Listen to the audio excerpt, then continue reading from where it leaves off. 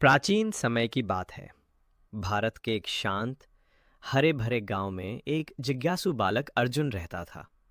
उसमें ज्ञान पाने की तीव्र इच्छा थी, लेकिन उसे यह समझ नहीं आ रहा था कि वो किस गुरु के पास जाए। गांव में कई गुरुओं के नाम प्रसिद्ध थे, लेकिन हर कोई अपने गुरु को श्रेष्ठ बताता। अर्जुन को यह जानना था कि सच्चा गुरु कौन होता है। एक दिन अर्जुन ने अपने पिता से पूछा, पिताजी, मुझे शिक्षा लेनी है, लेकिन मैं समझ नहीं पा रहा कि किस गुरु के पास जाऊं। पिता मुस्कुराए और बोले, गुरु ढूंढना आसान नहीं बेटा। एक सच्चे गुरु को पहचानने के लिए खुद की आंखों को खोलना होता है। फिर उन्होंने अर्जुन को एक साधु के पास भेजा, जो गांव से दूर एक पहाड़ी पर आश्रम चलाता था। वहां उसे उत्तर मिल सकता था। आश्रम पहुंचते ही अर्जुन की भेंट तीन अलग अलग गुरुओं से हुई। एक, पहला गुरु, वो वेदों और शास्त्रों का महान ज्ञाता था। वो घंटों तक श्लोक पढ़ाता और अपने ज्ञान का प्रदर्शन करता। दो, दूसरा गुरु, वो योग और तप का अभ्यास कराता था। उसका अनुशासन कठोर था और वो हर गलती पर डांटता। तीन, तीसरा गुरु, वह बहुत शांत, सरल और व्यवहारिक था।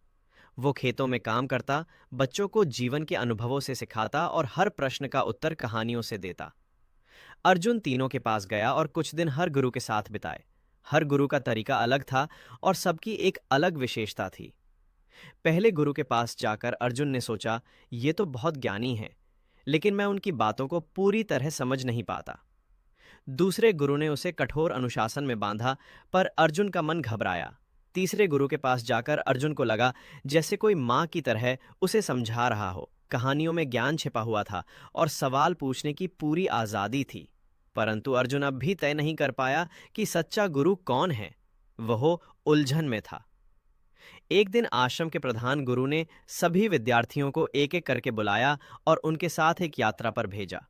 सभी को एक थैली दी गई, जिसमें चावल, एक लोटा पानी और एक लकड़ी की मूर्ति थी। उन्हें कहा गया, 3 दिन जंगल में बिताकर आओ और इस मूर्ति को एक सच्चे शिष्य की तरह संभालो। अर्जुन भी उन छात्रों में था। पहले दिन तो सब ठीक रहा, लेकिन दूसरे दिन तेज बारिश हुई। भोजन भी समाप्त हो गया। तीसरे दिन अर्जुन के पास बस थोड़ा पानी और कुछ चावल बचे थे।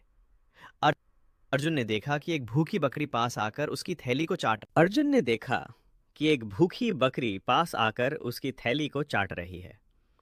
उसे लगा कि अगर वो बकरी को चावल दे दे तो वो जीवित रह सकती है।